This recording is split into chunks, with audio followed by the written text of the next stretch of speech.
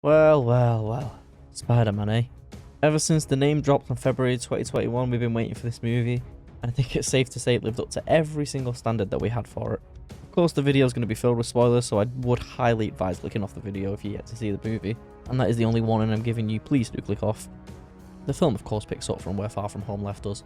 The identity of Spider-Man is revealed, and Peter swings away. But in order for this video to maintain the pace that No Way Home actually set, I'm going to jump into the juicy stuff straight away. Within the first 10 minutes of the film, we're greeted with an appearance from Netflix Daredevil's Matt Murdock, played by Charlie Cox. He's aiding Peter legally regarding the death of Mysterio and the attacks on London, but we also get a little hint of what he's about physically. He catches a brick that's being thrown through the window by Mysterio supporters. Obviously, this appearance, partnered with a Kingpin appearance in Hawkeye Episode 5, we're starting to see slivers of Netflix MCU content enter the Marvel Universe. Of course, we get to know whether or not the stories that the characters have experienced in the Daredevil TV show still apply in this universe, but it's nice to see Kingpin and Daredevil finally here. A nice surprise, I thought, was the fact that because Strange got blipped for 5 years, Wong was actually made the Sorcerer Supreme. There's actually a nice diversion of expectations, with everyone believing that Doctor Strange obviously would have been the Sorcerer Supreme. It makes Wong a more important piece to have on the board when Multiverse of Madness comes around. The next thing I actually want to talk about is the bridge scene, since we saw so much of it in the promo content building up to the film. Because despite that much content coming out in promo, I still found scenes that I was in awe at when I was watching it. For example, the scene where Doc Ock's arms are fighting against Peter's Iron Spider arms was insane. And it was nice to have like a different dynamic other than webs versus arms that we usually see in a Spider-Man versus Doc Ock fight. And of course, the first actual sightings of Doc Ock and Green Goblin make it an important scene as well. Strange then obviously explains the prison that he's holding Doc Ock in and the other villains, and lets Peter know that all of them will actually die fighting Spider-Man. This of course obviously starts the Doctor Strange and Spider-Man fight that we saw a lot of promo for, but also again provided us with scenes that I was in awe at. This fight goes on for about 10 minutes, with Peter actually winning the fight against Strange and taking the quote-unquote magic box. Upon doing this, he then makes the dubious decision to take 5 famous Spider-Man villains into an apartment to try and fix them. Of course, as stupid as this decision is from an outsider's point of view, it does take into account Peter's naivety, with him still being at such a young age. Of course, this naivety soon disappears when the saddest scene in the film happens. The saddest scene also being, ironically, the most perfect interpretation of the great power and great responsibility scene. Marvel did such a good job of sort of double bluffing you during this scene. When the glider comes in and hits May, you of course think she's going to die, which makes it sad enough. But then they kind of twist the dagger when it's in by making her get back up, thinking she's fine. She talks with Peter. You're thinking, okay, this is good. She mutters the "with great power comes great responsibility" line, and you're thinking, okay, it's okay, Aunt May's fine. And then bang, the scene's flipped on its head again as she dies. And whilst I agree it was a perfect way to take the stakes of this film to a whole new level, it is a bit questionable that maybe poor little Peter's maybe been through enough. Like, assuming MCU Peter has also lost Uncle Ben, that's Aunt May, Uncle Ben, Iron Man. Like, poor Peter cannot get a break. And then it happened.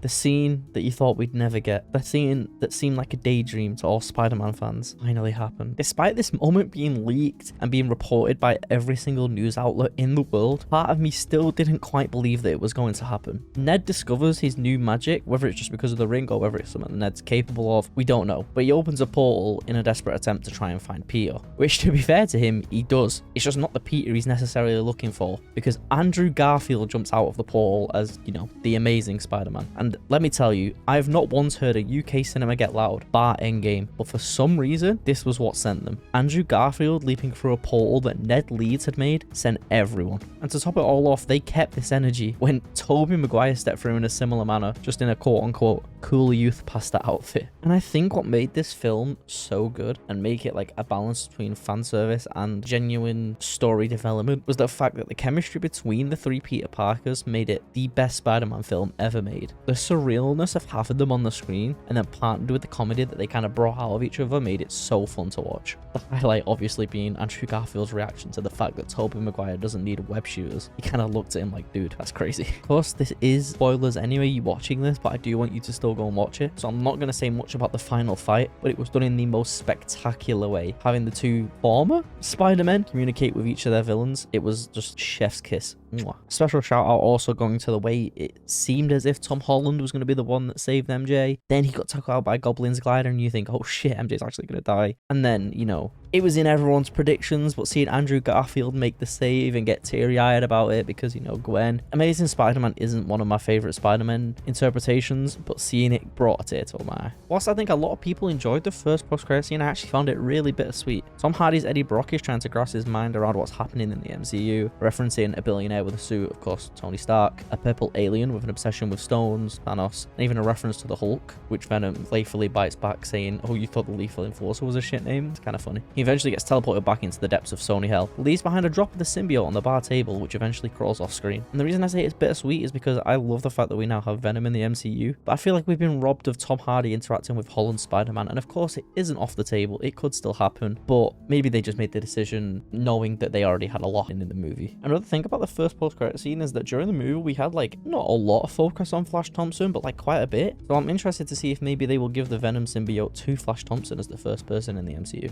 And the final post-credit scene is what I'm assuming they will release as the Multiverse of Madness trailer, so I'm going to avoid saying so much about it so I can then make a YouTube video when that finally drops. But all I will say is that it's nice to see a line finally being drawn between all the Marvel products that are mentioning the multiverse. All in all, I think No Way Home genuinely might be the best MCU movie to date, and if it isn't, it is most certainly the second best. The ability of John Watts to take such a large-scale concept, such as including 3 iconic Spider-Men and even various iconic villains, yet still keep the tone of the film as grounded and personal to the MCU Peter Parker as possible, makes it such a good installment. Whilst knowing the high stakes and the potential effects of what is happening, you still end up rooting for not just Spider-Man, but also Peter Parker. And this in turn makes me excited for the upcoming Fantastic Four project that Watts is actually at the helm of, since I think he could do a good job of showing the cosmic threats that the Fantastic Four will be dealing with, whilst installing the correct family dynamic between all of the members to make us as an audience care for them on a family level. For me, the film is easily a 10 out of 10, and like I said, either the best or second best installment that we've ever had to the MCU. I can't wait for it to hit Disney Plus so I can rewatch it again and again, see Tobey Maguire and Andrew Garfield, and absolutely lose my mind every single time. If you've enjoyed actually sitting here and listening to me ramble about comic characters, that's going to be a common thread on this channel, so I'd appreciate it if you click the subscribe button. Even if you don't yet, you're still hearing this,